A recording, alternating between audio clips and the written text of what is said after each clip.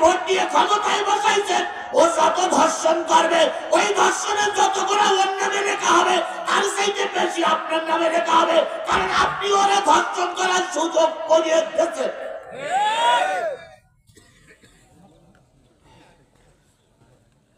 কিছু লোকের মন মলিন হবে, কিছু লোকের মুখ কালো হয়ে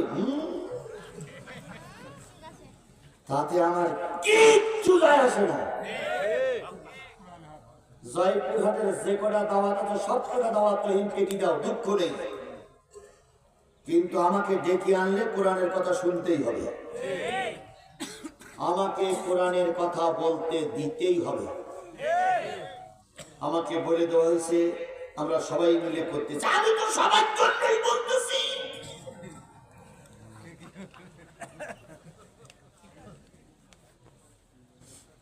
কারোর বিরুদ্ধে কথা বলার জন্য আমাকে ডেকে আনা হয়নি, তবে হ্যাঁ আওয়ামী লীগের বিরুদ্ধে কথা আমাকে বলতেই হবে, কারণ ওদের সঙ্গে আমার পালাতে হয়েছিল, তাহলে সে কথাটা আমার মনে পড়বে না।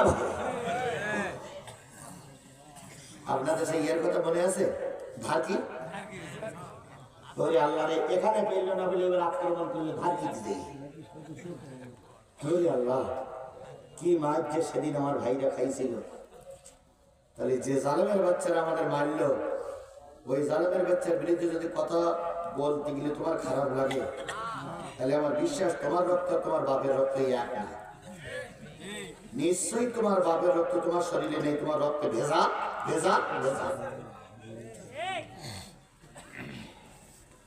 তাহলে নেতা যদি ভালো হয় নেতার সঙ্গে যাবেন কোথায়, আর যদি নেতা খারাপ হয় নেতার সঙ্গে যাবেন কোথায়?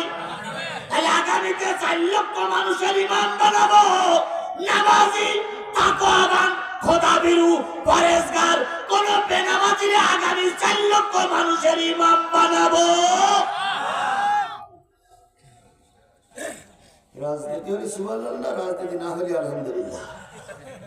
তবে কোরআন স্পষ্ট করে বলতেছে, মান হাদিস বলতেছে মান তাশাব্বা বিকওমিন ফাহুয়া মিনহুম। কওমিন শব্দের অর্থ আছে দল। আপনি যে দলের সঙ্গে এখন ওঠা বসা করবেন, চা খাবেন, মিছিল মিটিং করবেন, কিয়ামতের দিন ওই দলের সঙ্গে জাহান্নামে যাবেন না জান্নাতে যাবেন। এখন আপনি যে দলে আছেন, আজকে বাড়ি যেয়ে সবার আগে একটু বুকে হাত দিয়ে চিন্তা করবেন যে এতদিন যে দলটা করেছি এই দলটা কি নাজাত প্রাপ্ত দল না এই দলটা বিপদের দল। যদি বিপদের দল বলে মনে করেন, দলের পিছনে দলের মুখে লাথি মেরে নাজাত প্রাপ্ত দলে চলে আসেন। আর যদি মনে করেন যে দলটা